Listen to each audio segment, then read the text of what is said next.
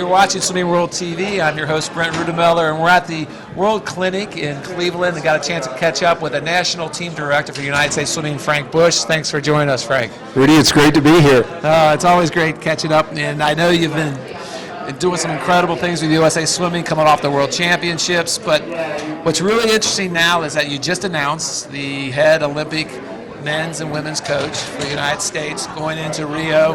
Let's just talk about what went into that process. You chose Bob Bowman as the head of the men's and then David Marsh of the women's. What was the process that you went through to make that big decision? It started probably 2 years ago with putting a group of people together as an advisory committee to me, and we thought that I kind of was going with history, and that was to name a coach a couple of years in advance. But I felt like there was just a little bit too much fluctuation going on with coaches and athletes. So after meeting with the committee and spending some time with them and hearing the recommendations, I asked them if we could just postpone things for a while, and felt like once the dust settled, so to speak, and I could see where everyone was training and the coaches where they were going to be, felt much more comfortable thinking about, all right, we can settle into some coaches now. So we reconvened and they gave me some recommendations, and then here we are. Yeah. Well, there has to be a base criteria, and I think one of those is that whoever serves as the head Olympic coach has to also have been a head coach on another international team. So taking that aside, that Bob Bowen both had that experience and Dave Marsh had that experience, what really, in your mind, set Bob Bowman apart from all the other candidates? Bob has been, let's see, his first Olympics experience was in 2000, so how many Olympics that is, I'm not even sure. I guess this would be number 5. And he has, if you look back at 2012, tremendous success with Allison and with Michael. And he is coaching some outstanding athletes right now, and I just felt like it was Bob's time. He has done everything that he needed to do to prove himself as a leader. He had been head coach of a world championship team, had been head coach of a Pan-Pacific team, so I thought it was Bob had earned the spot, and this was the right time. So it was more than just being coach of Michael Phelps, is what you're saying. Absolutely. Yeah. And with Dave Marsh, same question. What really sets Dave apart from everybody at this point in time? I know he's been there for a long time, and he's been right at that level. So other than the same answer, is there something that really jumps out at you? Well, first of all, I've known both these coaches for over 25 years, so I know them personally and professionally. And in David's case, I think very, very similar to Bob in that it just felt right. It was his time. If you look at his athletes and you look at the way that they performed in Kazan and the way that the transformation of that team to the elite team that it is, and Dave's he's very organized, and you kind of get tired of hearing this saying that certain coaches think out of the box. Well, I've always felt like Dave thinks out of the box, and I think these two are going to complement each other in a special way. So, to me, it was, you know how you get a feeling, and I had that feeling. So now, I guess you consider them part of your team, part of your staff. What are you going to do with them? How are you going to work with them over the next, up to the Olympic trials, I guess, or all the way through, over the next 12 months? What's number one on your list with these guys?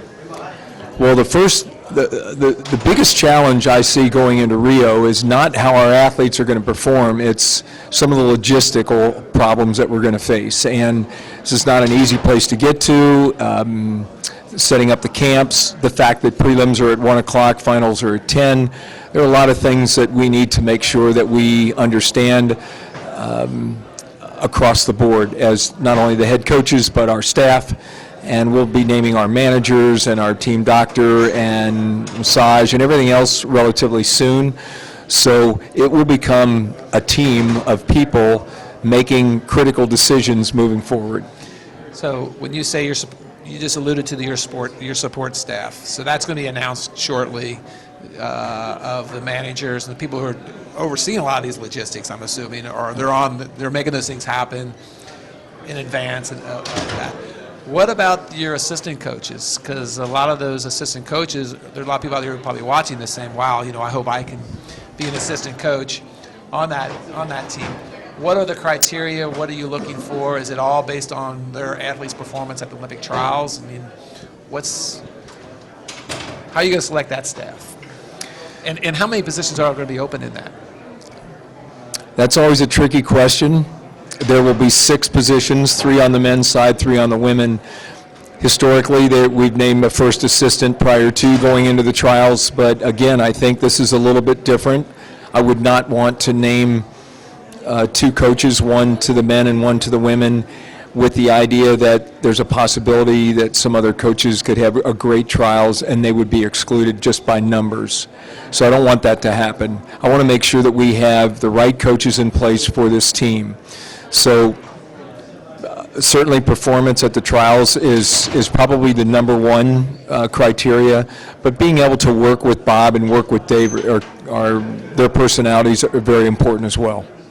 So as soon as the trials are over, you're going to announce your team of athletes. You're going to that night, the last night, which is if you ever been to Omaha for the Olympic trials, it's just amazing. And so you're also going to announce the rest of the staff. Where do you go next? I mean, obviously you're going to have a training trip. I mean, how much time do you got from Olympic trials to actually showing up at Rio? Just give you a quick snapshot. So we will meet with all the personal coaches the last morning of trials because there are no prelims that morning. So all the coaches that have athletes that have made the team, the personal coaches, I'll talk to them about how to get their kids prepared to go to camp. We will then, after that last day on July 4th, which is the day after trials, we will... So when you say all the coaches, you're talking about all the coaches who have athletes there. They may not be on your staff, but their athletes have made the team. Okay. So instruct them as to what they need to do from the transition of that point, the 32 days roughly, what it is from that last day of trials all the way to the beginning of the games, to get their programs in order and their training schedules and to make sure that those are given to the head coaches. So once we go from there, July 4th, the day after, we'll still be in Omaha. We will have a training session. We will have a breakfast. The USOC will do an orientation period. We will do the USOC outfitting to try and get that all out of the way. And then hopefully that afternoon something very special will happen with the team in Omaha. The next day they'll all depart for home. They're not required to be back in San Antonio until the 13th, which is where our domestic camp will be. Some will come in earlier, and we're prepared for that as well. So San Antonio is your first major assembly? Yes. Okay. And we'll be there for, I think, roughly 8 days. And then from there we'll fly to Puerto Rico. And in Puerto Rico, I think we're there for 9 days.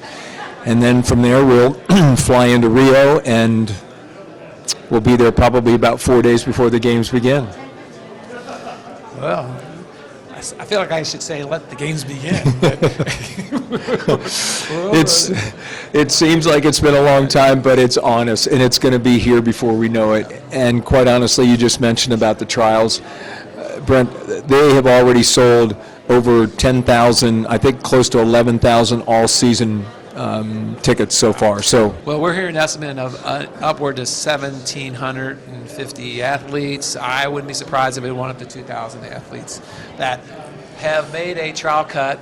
And what a wonderful event! And it's awesome that you can oversee all this happening. And you got to be really excited, Frank.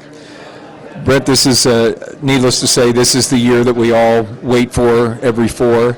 And I'm so blessed to be in the position that I'm in, and it's a privilege to work with these great coaches, and it's a lot of fun always talking to our swim viewers out there about what's going on, and it's always great spending time with you. Well, thank you.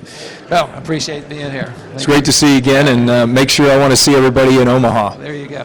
Well, this is Brent Rutemiller for Swimming World TV saying, if you want to win, first help someone else win.